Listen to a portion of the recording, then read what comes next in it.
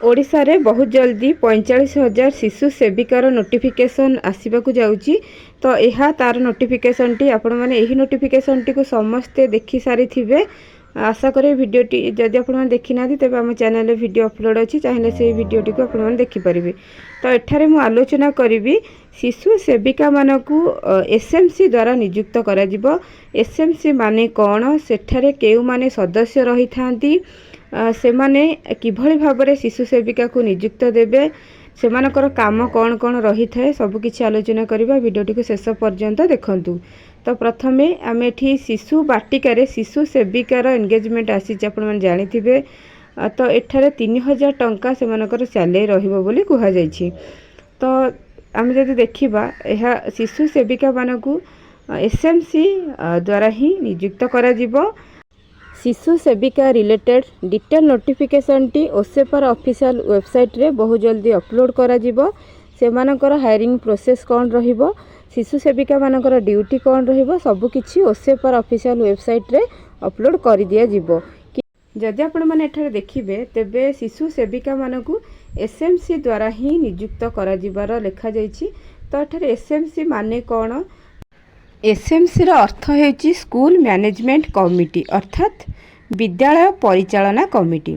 तो जदि आम एसएमसी रो उद्देश्य देखिबा तेबे एसएमसी रो उद्देश्य हेछि विद्यालय परिचालना रे अभिभावक, शिक्षक और स्थानीय समुदाय को शामिल करिबा, विद्यालय विकास निमंते योजना प्रस्तुत करिबा, शिक्षार गुणवत्ता उन्नति पाई कार्य करिबा, विद्यालयर विभिन्न कार्यकलाप उपरे निरीक्षण मूल्यांकन करिबा। एगुडा सब होछि हमर एसएमसी रो कार्य।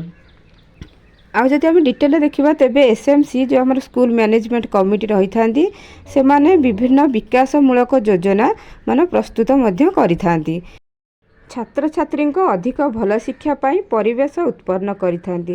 जदि आम देखिबा एसएमसी रे 19 जन सदस्य रही थांती।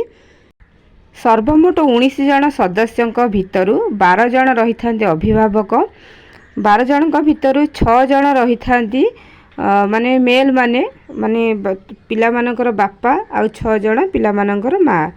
तो मेल रु 6 जन एवं फीमेल रु मध्य 6 जन रही थांती। ता भितर स्टूडेंट 2 जन रही थांती, जड़े छात्र जड़े छात्री, माने गोटे पुआ स्टूडेंट रही थांती गोटे झीर स्टूडेंट रही थाए से कमिटी रे। तापरे जड़े रही थांती अंगनवाड़ी कर्मी जड़े रही थांती, ता छड़ा जड़े आशा कर्मी मध्य रही थांती, जड़े अंगनवाड़ी जड़े आशा, 12 जन अभिभावक आ 2 जन छात्र, ता छड़ा 1 जन वार्ड मेंबर जो गाँव आमर वार्ड मेंबर से जड़े रही थांती तार सदस्य एसएमसी रो। तापरे एसएमसी रो तापरे देखंतु शिक्षक जड़े शिक्षक मध्य रही थांती एवं हेडमास्टर मध्य रही थांती। हेडमास्टर जड़े तो टोटाल देखंतु 12 टोटाल 19 जन से 12 जन हेले अभिभावक, तापरे स्टूडेंट 2 जन, हेडमास्टर, शिक्षक, तापरे आशाकर्मी, अंगनवाड़ी कर्मी आ वार्ड मेंबर एमाने सब रही कि 19 जन रही थांती।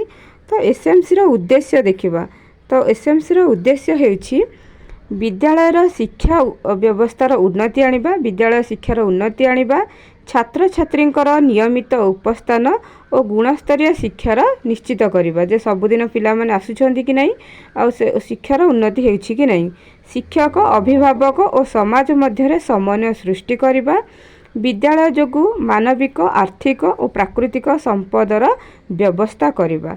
ये सब जिनस रहिला एसएमसी रो उद्देश्य गुड़िक।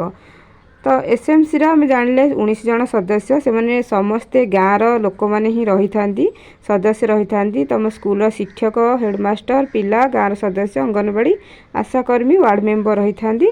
तापर एसएमसी रो कार्य जदि हम देखिबा तेबे एसएमसी रो कार्य होची विद्यालयर बृहत विकास योजना एसटीपी स्कूल डेवलपमेंट प्लान गोटे प्रस्तुत करा जाय थाए। स्कूल डेवलपमेंट किभली भाबरे करा जिवो, विद्यालयर अनुशासन परिचालन रे सहयोग करती से माने, छात्र छात्री अधिक भल शिक्षा पाई परिवेश उत्पन्न करती। तो एगुड़िक होता सब एसएमसी रो कार्य गुड़िक। तो आम देखा एसएमसी आमर शिशु सेविका चयन रे किभली भाबरे सहायता देबे।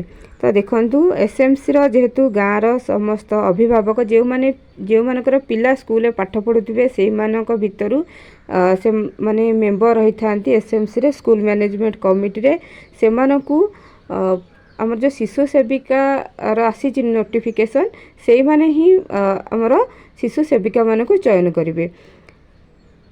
तेणु तो जो माने जेहेतु एठारे शिशु सेविका बोली लिखा जाइछि नोटिफिकेशन रे तो शिशु सेविका तो एठारे गवर्नमेंट बोधे झियो मानकु बेसी गुरुत्व दिया जाइछि कारण जेहेतु छोट छोट पिला माने बालबाटिका क्लास गुड़िक तेणु छोट पिला मानकु नियंत्रण करबा पई झियो मानकर बेसी क्षमता थाए पुओ मानक अपेक्षा तेणु एठारे झियो मानकु ही नियुक्त दिया जिवो बोली मु भाबुछि। नोटिफिकेशन आसिले संपूर्ण तथ्यटी आपण माने जानि परिबे। तो एठारे गाँव झियो मानकु गाँव जो माने झियो माने सेही मानकु ही स्कूल रो एसएमसी कमिटी जो स्कूल मैनेजमेंट कमिटी द्वारा ही नियुक्त करा जिवो। तो तेणु आपण माने आज निजर समस्त डॉक्यूमेंट को रेडी करी जो माने कमिटी रो मेंबर अछंती से मानक सहित भल संपर्क रखंतु जहा फल आपण माने को से माने चयन करिबारे सहाय्य करिवे।